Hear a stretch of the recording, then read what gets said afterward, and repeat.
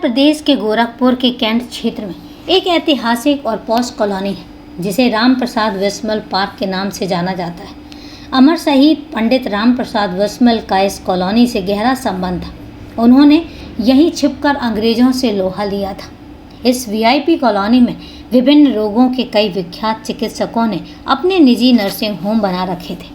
और इसी posh colony में मनोरोगियों के पूर्वांचल के जाने माने चिकित्सक 65 वर्षीय रामशरण दास उर्फ रामशरण श्रीवास्तव रहते हैं। उनका आवास और नर्सिंग होम दोनों ही बिस्मिल पार्क रोड पर स्थित है। तो दोस्तों, आज की कहानी बहुत ही आश्चर्यजनक है और लगता है कि स्वार्थ में आके लोग क्या क्या कदम उठा जाते हैं। तो दोस्तों, कहानी क्या है आज हम जानेंगे पूरे विस्तार से, लेकिन उससे पहले नमस्कार दोस्तों, क्राइम चैनल पर आपका स्वागत करती हूं और उम्मीद करती हूं कि आप सब लोग स्वस्थ होंगे, सुरक्षित होंगे। दोस्तों, कहानी में आगे बढ़ें उससे पहले अगर आप चैनल पर नए हैं या अभी तक आपने चैनल को सब्सक्राइब नहीं किया है तो सबसे पहले आप चैनल को सब्सक्राइब कर लीजिए और इसके साथ ही बेल आइकन प्रेस करना ना भूलें फर्दर नोटिफिकेशन के लिए। और इसके साथ ही कहानी में लास्ट तक बने रहें और कहानी के बारे में आपकी क्या राय है कमेंट करके ज़रूर बताएं और आपके कमेंट्स के जवाब मैं वीडियो के लास्ट में ज़रूर दूँगी। तो चलिए दोस्तों, समय नहीं लेते और जानते हैं कि आज की कहानी क्या है। रोज की तरह 16 मई 2019 की सुबह निर्धारित समय पर डॉक्टर रामशरण दास अपने क्लिनिक पर जाकर बैठे और मरीजों को देखने लगे।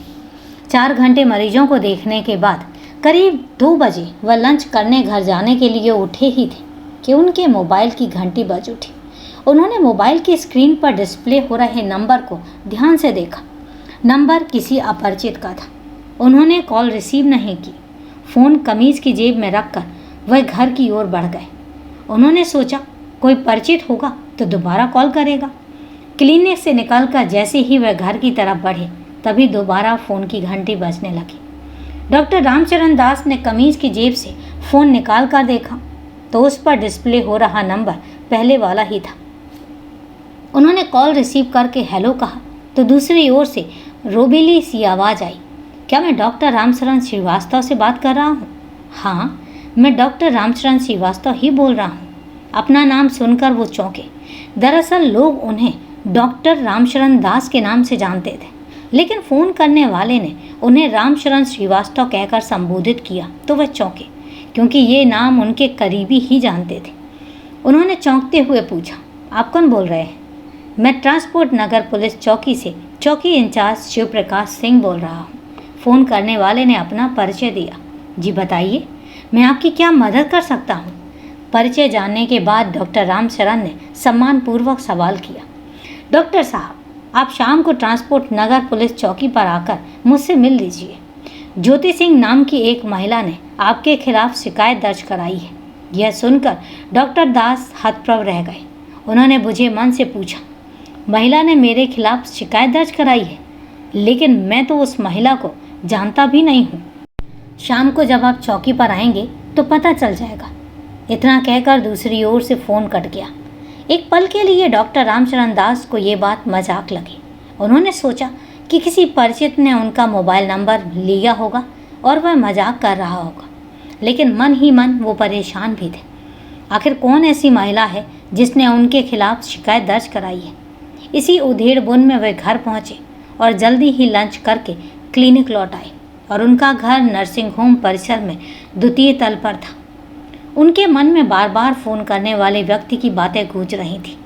क्लिनिक आने के बाद वो कुछ देर बैठे और फिर सच्चाई जानने के लिए शाम 6 बजे के करीब ड्राइवर को लेकर कार से ट्रांसपोर्ट नगर चौकी जा पहुँचे। चौकी पहुंचकर उन्होंने पहरे पर तैनात संतरी से चौकी प्रभारी शिवप्रकाश सिंह से मिलने की बात कही। संतरी ने उन्हें चौकी प्रभारी शिवप्रकाश सिंह से मिलवा दिया। खाकी वर्दी पहने शिवप्रकाश सिंह रिवॉल्विंग चेयर पर बैठे थे। डॉक्टर रामशरण दास ने उन्हें अपना परिचय दिया तो उन्होंने डॉक्टर दास का गर्मजोशी से स्वागत किया। डॉक्टर सामने खाली पड़ी कुर्सी पर बैठ गए। चौकी इंचार्ज का यह एटीट्यूड देखकर डॉक्टर रामशरण दास को थोड़ा अजीब महसूस हुआ और फिर भी उन्होंने इसे नज़रअंदाज कर दिया। उनसे थोड़ी देर इधर उधर की बात करने के बाद शिवप्रकाश उन्हें लेकर विजिटर रूम में चले गए। कमरे में 2 अलग अलग कुर्सियां पड़ी थी। एक कुर्सी पर चौकी इंचार्ज खुद बैठ गए और दूसरे पर डॉक्टर दास। शिव प्रकाश ने एक फाइल से शिकायती पत्र निकाला और डॉक्टर की ओर बढ़ा दिया। शिकायती पत्र किसी ज्योति सिंह नाम की युवती ने दिया था और उसमें लिखा था कि 6 मार्च 2019 की शाम को वह डॉक्टर दास के क्लिनिक पर गई थी। वह अंतिम मरीज थी और क्लिनिक में सन्नाटा था। रात हो गई थी। डॉक्टर दास ने कहा कि रात में अकेले कैसे जाओगी, मैं तुम्हें घर छोड़ दूंगा। उन्होंने उसे कार में बैठाया और ट्रांसपोर्ट नगर स्थित अमृतानी ले गए, जहां उन्होंने उसके साथ रेप किया। चीखने पर उन्होंने जान से मारने की धमकी दी और बाद में उसे कुछ रुपए देकर वहां से भगा दिया।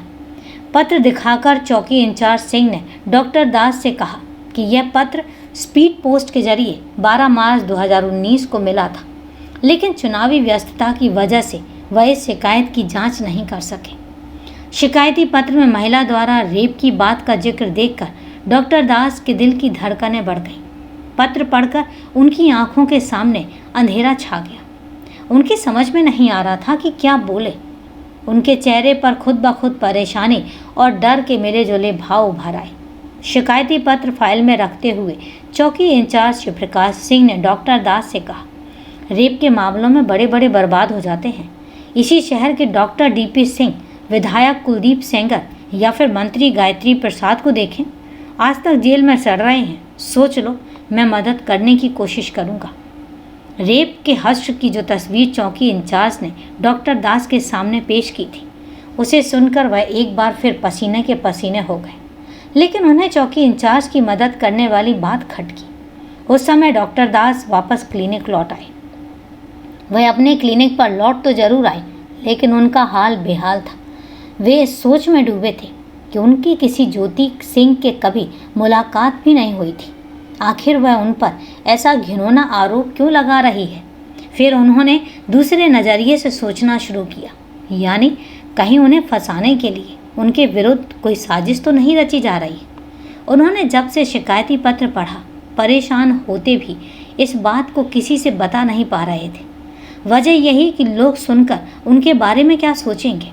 बात मीडिया तक पहुंच गई तो उनकी इज्जत की धज्जियां उड़ जाएंगी। काफ़ी सोच विचार के बाद डॉक्टर दास को जब कोई रास्ता नहीं सूझा तो उन्होंने इस बारे में अपनी पत्नी को सब कुछ बता दिया।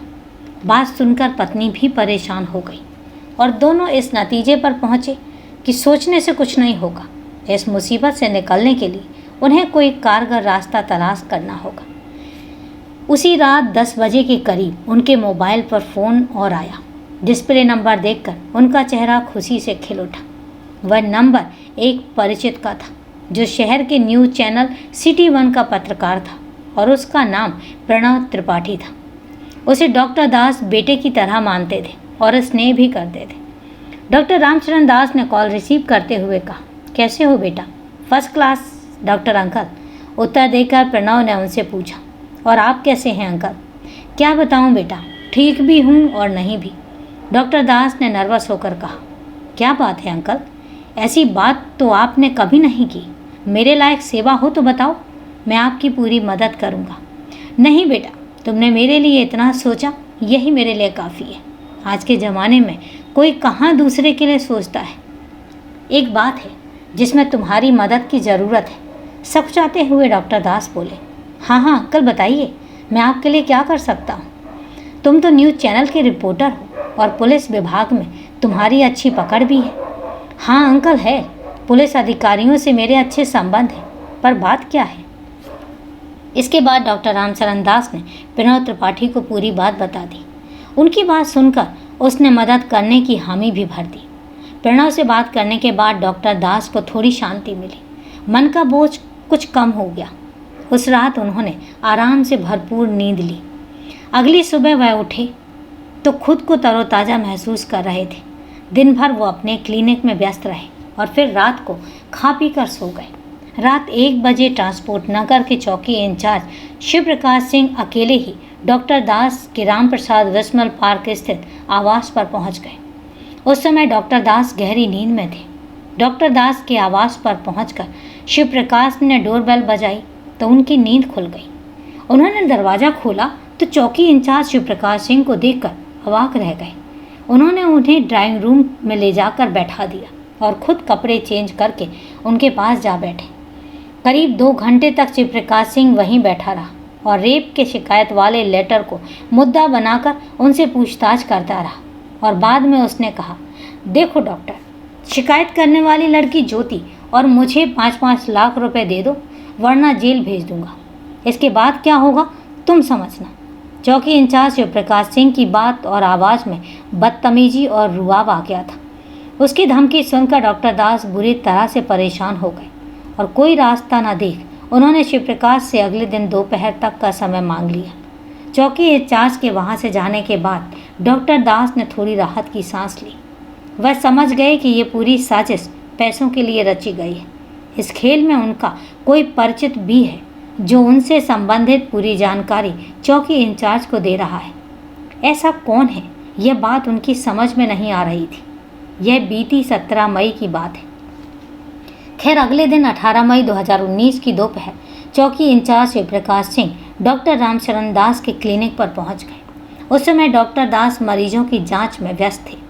क्लिनिक पहुंचते ही शिवप्रकाश सिंह ने कंपाउंडर से अपने आने की सूचना उन्हें भिजवा दी।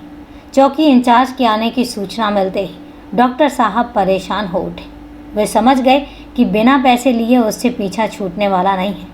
उन्होंने सफ़ेद रंग के बैग में 2000 और 500 रुपये के नोटों के बंडल बनाकर 8 लाख रुपए जमा कर लिए थे।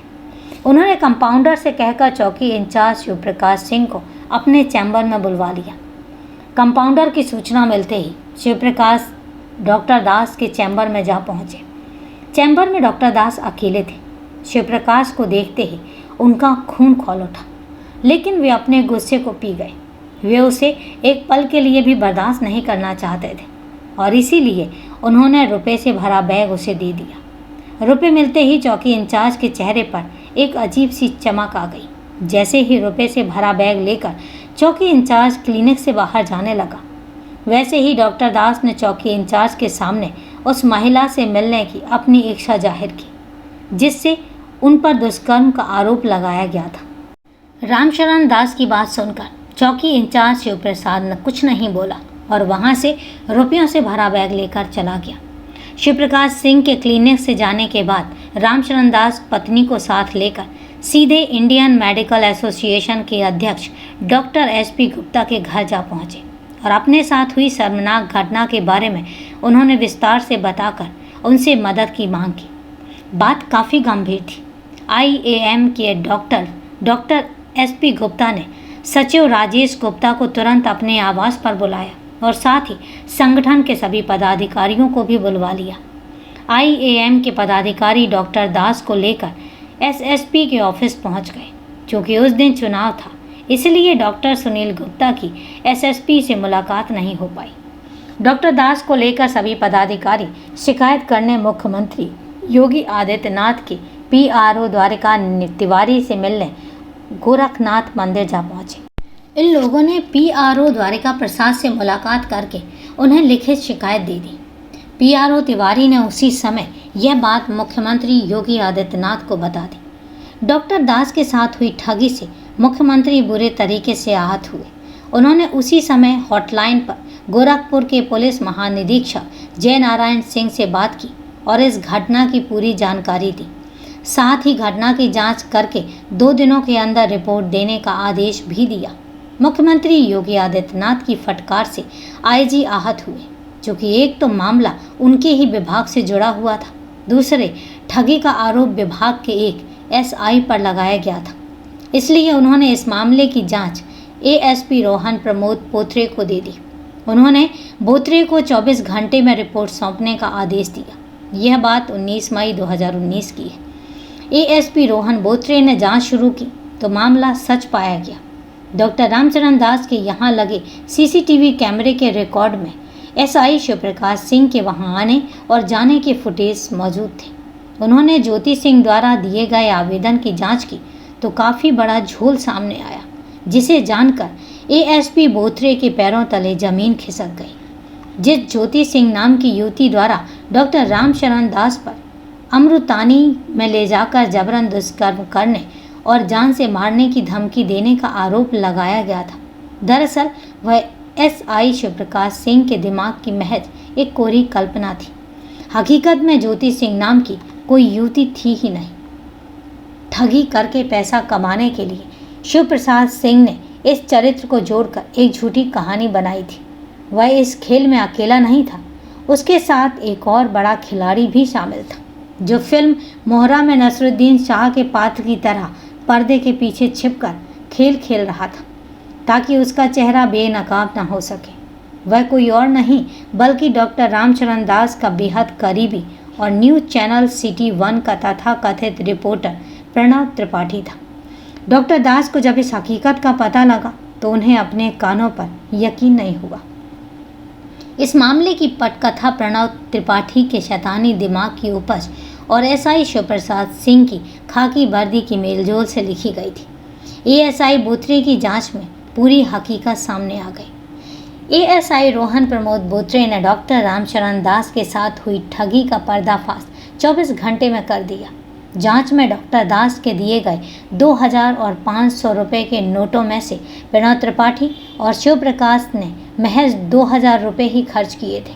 बाकी के 7,98,000 रुपये बरामद कर लिए गए। राजघाट पुलिस ने एएसआई शिव प्रकाश सिंह और तथाकथित पत्रकार प्रणव त्रिपाठी के खिलाफ भादंबी की धारा 388, 679, 120 बी, 506, 419, 420, 468 और 471 के तहत केस दर्ज करके दोनों को गिरफ्तार कर लिया। उन्हें अदालत के सामने पेश किया गया और अदालत ने कागजी कार्यवाही करके दोनों आरोपियों को जेल भेजने का आदेश दिया। खाकी वर्दी के गुरूर में चूर और मीडिया के ग्लैमर की शान में डूबे दोनों आरोपियों ने सपने में भी नहीं सोचा होगा कि एक दिन ऐसा भी आएगा जब वो खुद कहानी बनकर रह जाएंगे।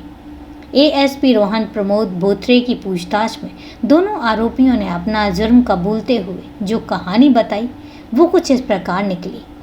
30 वर्षीय शिवप्रकाश सिंह मूल रूप से वाराणसी के सारनाथ का रहने वाला था। उसके पिता वाराणसी में पुलिस विभाग में तैनात थे। वो ईमानदार इंसान थे। कुछ साल पहले उनका आकस्मिक निधन हो गया था। शिवप्रकाश सिंह उनका बड़ा बेटा था।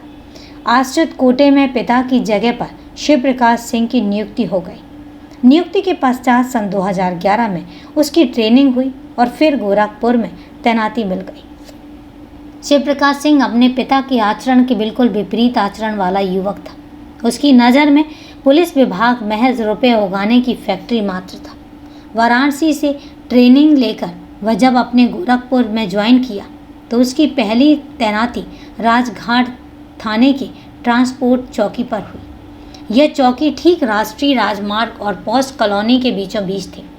इस चौकी पर तैनाती के लिए एसआई रैंक के अफसर मोटी रकम घूस लेने के लिए तैयार रहते थे। जब से शिवप्रकाश की तैनाती हुई तभी से उसने ट्रक चालकों और व्यापारियों से वसूली करना शुरू कर दिया था। लेकिन वह इस छोटी मोटी ऊपरी कमाई से खुश नहीं था। उसे किसी ऐसे आदमी की तलाश थी जिसे एक बार हलाल करके मोटी रकम मिल सके। शिवप्रकाश सिंह की करतूतों की शिकायतें बड़े अधिकारियों तक भी गईं, लेकिन वह अपनी चिकनी चुपड़ी बातों और व्यवहार से अधिकारियों को ऐसे झांसे में लेता था कि उसका बाल तक बांका नहीं हो पाता था और इससे उसकी हिम्मत और बढ़ गई। चौकी इंचार्ज शिवप्रकाश सिंह की दोस्ती न्यूज़ चैनल सिटी 1 के तथाकथित पत्रकार प्रणव त्रिपाठी से थी। दोनों में अच्छी पड़ती भी थी। प्रणव कैंट इलाके के अल हलादपुर मोहल्ले का रहने वाला था। मध्यम वर्गीय परिवार का प्रणव बेहद चालाक और शातिर दिमाग था। चौकी इंचार्ज शिवप्रकाश सिंह प्रणव त्रिपाठी की इस अदा का कायल था। दोस्ती होने की वजह से दोनों का साथ साथ उठना बैठना भी था। बात इसी साल के फरवरी महीने की है। एक दिन दोनों ट्रांसपोर्ट नगर चौकी में बैठे थे। शाम का वक्त था। शिवप्रकाश और प्रणव दोनों चाय की चुस्की ले रहे थे। तभी बातों बातों में चौकी इंचार्ज शिवप्रकाश ने प्रणव से कहा, यार किसी मोटे आदमी का इंतजाम क्यों नहीं करते जिससे एक ही झटके में लाखों का वारा न्यारा हो जाए। प्रणव ने मुस्कुराते हुए जवाब दिया, है एक मोटा आदमी मेरी नज़र में। कौन है? शिवप्रकाश ने पूछा। बताओ, मेरी हथेलियों में खुजली हो रही है। इसी शहर का जाना माना मानसिक रोग विशेषज्ञ डॉक्टर रामचरण श्रीवास्तव। वाकई आदमी तो सही चुना है तुमने। एक ही बार में मोटी रकम मिल सकती है। इसके बाद चौकी इंचार्ज शिवप्रकाश सिंह डॉक्टर रामचरण श्रीवास्तव को अपने चंगुल में फंसाने के लिए ऐसी युक्ति सोचने लगा जिससे सांप भी मर जाए और लाठी भी न टूटे। काफ़ी सोचने के बाद उसने एक ज़बरदस्त योजना बनाई। योजना बनाने के बाद शिवप्रकाश ने दोस्त और तथाकथित पत्रकार प्रणव को चौकी पर बुलाया और उसे योजना के बारे में बता दिया। योजना सुनकर वह भी चकित हुए बिना नहीं रह सका। चौकी इंचार्ज शिवप्रकाश सिंह की योजना सुनकर प्रणव त्रिपाठी ने कहा कि वह इसके सफल होने तक बीच में कभी सामने नहीं आएगा।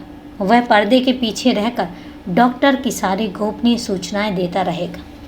इस पर शिवप्रकाश राजी हो गया और योजना के मुताबिक 6 मार्च 2019 को एक काल्पनिक किरदार ज्योति सिंह द्वारा डॉक्टर रामचरण श्रीवास्तव के विरुद्ध दुष्कर्म पर शिकायती पत्र लिखा गया। डॉक्टर रामचरण श्रीवास्तव उर्फ रामचरण दास को प्रणव त्रिपाठी कैसे जानता था, जरा इस पहलू पर भी गौर करें। तकरीबन 4 साल पहले डॉक्टर रामचरण दास का एक परिचित प्रणव को नौकरी दिलाने के लिए उनके क्लिनिक पर लाया था। उसके आग्रह पर डॉक्टर दास ने प्रणव को अपने यहाँ नौकरी पर रख लिया था। उसने थोड़े ही दिनों में अपने अच्छे व्यवहार से डॉक्टर दास का दिल और भरोसा जीत लिया। डॉक्टर दास उस पर आंख मूंद कर विश्वास करने लगे। प्रणव त्रिपाठी क्लिनिक के साथ साथ डॉक्टर दास का कोर्ट कचहरी का काम भी देखता था। लिखने पढ़ने का शौकीन प्रणव उसी दौरान बझोले किस्म के दैनिक और साप्ताहिक समाचार पत्रों में खबरें लिखने लगा। दिमाग से तेज तर्रार प्रणव ने उन्हीं खबरों को आधार बनाकर पुलिस विभाग में अपनी पैठ बनानी शुरू कर दी। इस कला को देखकर डॉक्टर दास उससे खुश रहते थे और धीरे धीरे वो उसे अपने मुंह बोले बेटे की तरह मानने भी लगे। इसी बीच प्रणव को ड्रग लेने का चस्का लग गया। जब उसे ड्रग नहीं मिलता था तो वह बीमार पड़ जाता था। तकरीबन 1 महीने तक डॉक्टर दास ने उसका इलाज किया। इसके बाद डॉक्टर दास ने उसे नौकरी से हटा दिया और फिर वह जुगाड़ लगाकर न्यूज़ चैनल सिटी 1 से जुड़ गया और खबर देने लगा। इस चैनल की आड़ में वह अपना उल्लू भी सीधा करता था। व्यापारियों से उसे जेब खर्च की मोटी रकम मिल जाती थी। डॉक्टर दास के यहाँ से नौकरी से निकाले जाने के बाद भी उसने उनसे संबंध नहीं तोड़ा। वह बराबर उनके संपर्क में बना रहा। बहरहाल योजना बनाने के बाद इसे अमल में लाने की प्रक्रिया शुरू कर दी गई, लेकिन शिवप्रकाश यहीं पर एक बड़ी गलती कर बैठा। तथाकथित ज्योति का जो शिकायती पत्र थाने भेजा जाना चाहिए था, वह उसने स्पीड पोस्ट से पुलिस चौकी के पते पर पोस्ट कर दिया। यह गलती उसे भारी पड़ गई। इस चक्रव्यूह में फंसे डॉक्टर दास ने 3 लाख एक करीबी मित्र से लेकर शिवप्रकाश को 8 लाख रुपए दिए थे। इतने से भी शिवप्रकाश और प्रणव का लालच कम नहीं हुआ और डॉक्टर दास से 2 लाख रुपए और मांगने लगे। ये लोग डॉक्टर दास से 2 लाख रुपए की उगाही कर पाते, इससे पहले ही साजिश का भांडाफोड़ हो गया। तो दोस्तों, ये है एक दिल दहला देने वाली कहानी। और पुलिस वाले ही अगर इस तरीके की साजिशें रचने लग जाएं, तो फिर आप ही बताइए कि फिर विश्वास किस पर किया जाए। पर हकीकत यही है।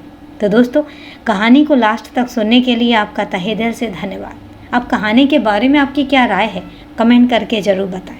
क्योंकि आज कहानी बहुत लंबी हो गई है, आज आपके कमेंट्स के जवाब मैं नहीं दे पाऊँगी, लेकिन हाँ, कल आपके कमेंट्स के जवाब ज़रूर दिए जाएंगे।